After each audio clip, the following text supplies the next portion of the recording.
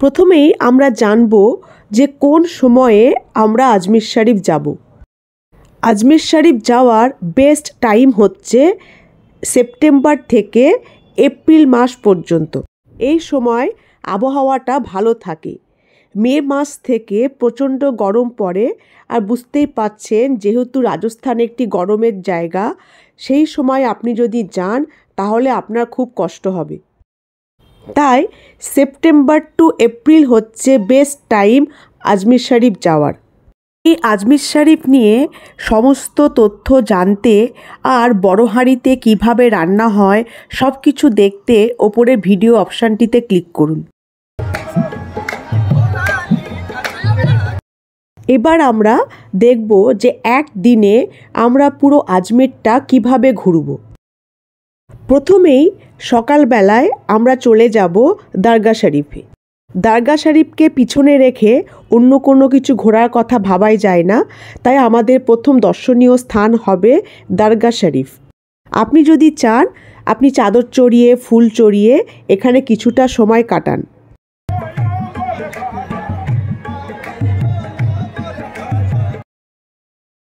দরগা শরীফে জিয়ারত হয়ে গেলে আমরা সেখান থেকে সোজা চলে যাব একটা সুন্দর জায়গায়। সেই জায়গাটিকে অনেকে বলে রাজস্থানের আইসল্যান্ড, রাজস্থানের মুনল্যান্ড, আরও কত কিছু। আর সেই আইসল্যান্ড বা মুনল্যান্ডেই আমি আপনাদের এখন নিয়ে যাব। এই জায়গাটিকে আইসল্যান্ড বা মুনল্যান্ড কেন বলা হয়, আর এখানে যেতে গেলে আপনাকে কি কি ডকুমেন্ট সঙ্গে করে নিয়ে যেতে হবে, এই সব সমস্ত তথ্য জানতে হলে ওপরের ভিডিও অপশানটিতে ক্লিক করুন। এই আইসল্যান্ডের আসল নাম হলো কিষানগড় ডাম্পিং ইয়ার্ড। এটি আজমের থেকে প্রায় 52 কিলোমিটার দূরে অবস্থিত।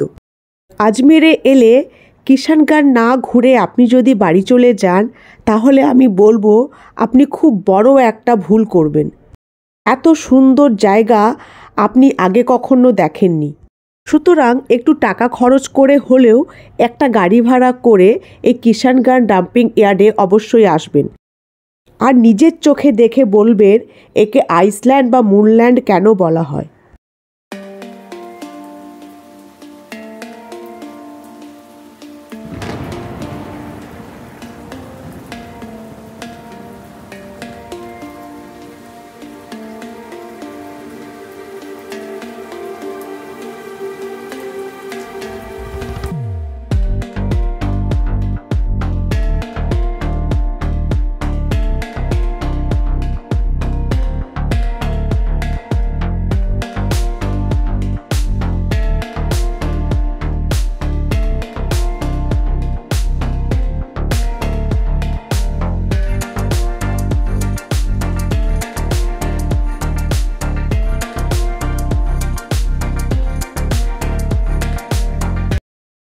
কিষানগড় ডাম্পিং ইয়ার্ড দেখা হয়ে গেলে আপনি সেই একই গাড়ি করে চলে যান পুষ্করে।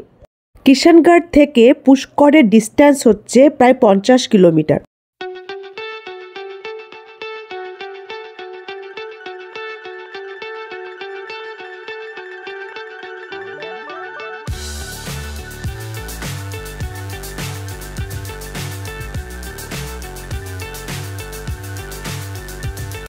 যেই গাড়ি করে আপনি এখানে আসবেন সেই গাড়িটি আপনাকে নিয়ে যাবে ওখানকার একটি অফিসে। সেখান থেকেই আপনি পাবেন পুষ্কর ডেজার্টে যাওয়ার জিপ। এই জিপের ভাড়া আপনাকে আলাদা করে দিতে হবে। তার মানে যে গাড়িটি করে আপনি এখানে এসেছিলেন তার ভাড়া আলাদা, আর এখান থেকে যে জিপটি করে আপনি পুষ্কর ডেজার্ট যাবেন তার আলাদা করে ভাড়া লাগবে।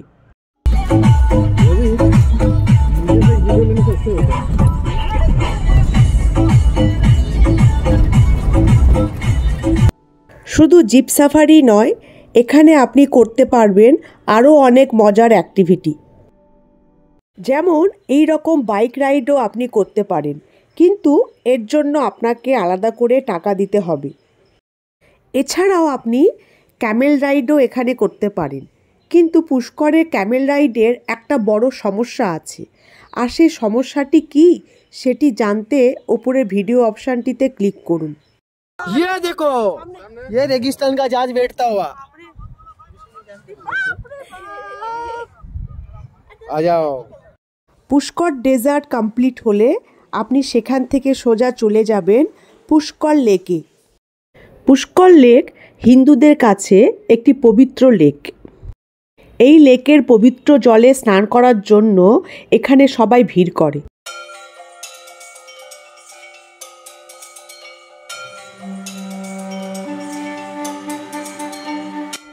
এই পুষ্কর লেকে আপনি চাইলে স্নান করে সোজা চলে যান পুষ্কর ব্রহ্মা মন্দিরে।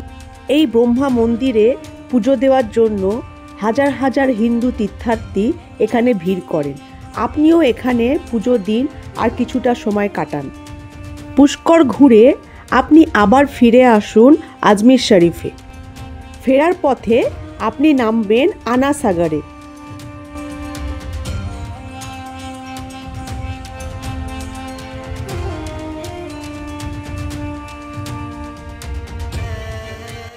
এই আনা সাগর জায়গাটিও খুব সুন্দর।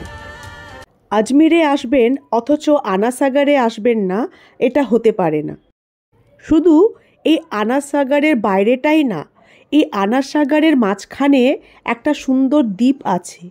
এই দ্বীপটিতে অর্থাৎ এই আইল্যান্ডটিতে আপনি কিভাবে যাবেন আর এই আইল্যান্ডটির মাঝখানেই বা কী আছে, এই সব সমস্ত তথ্য জানতে হলে ওপরে ভিডিও অপশানটিতে ক্লিক করুন।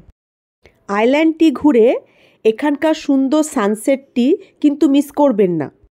অসাধারণ লাগে এখানকার সানসেট। এই সানসেটটা দেখতে দেখতে একটা ইম্পর্টেন্ট কথা আমি আপনাদের বলে দিই।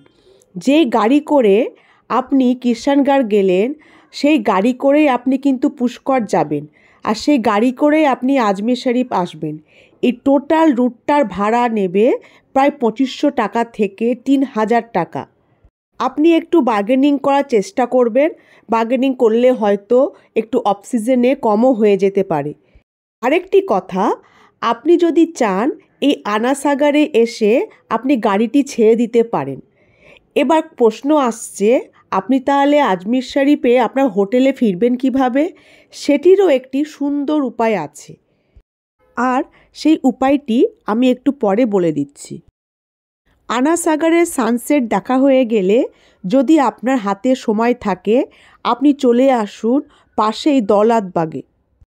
আনা সাগরের ঠিক পাশেই আছে এই দৌলতবাগ। পায়ে হেঁটে 5 মিনিটের মধ্যেই আপনি পৌঁছে যাবেন এই দৌলতবাগ গার্ডেনে। এটি আর কিছুই না, একটি man-made garden.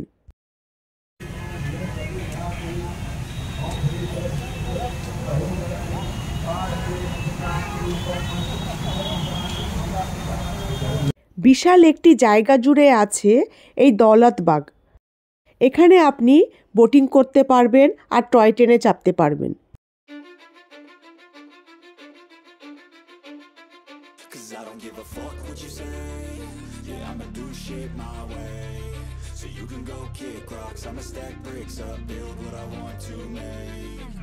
I got a lot of shit to say, so I'ma do this every day. I'll be writing things until I'm fucking buried in my grave. 6 feet deep under, but my body won't decay. Cause my messages are timeless, so they'll put them on display. Oh yeah, I rap with a certainty, I have a sense of urgency. A message for eternity, for everyone internally. I had some people burning me, but now এখানে একটা কথা মাথায় রাখবেন যে আপনার হাতে যদি সময় না থাকে তাহলে পরে আপনি দৌলতবাগ গার্ডেনটা নাও দেখতে পারেন, কেননা এটি আর কিছুই না, একটা বড় বাগান।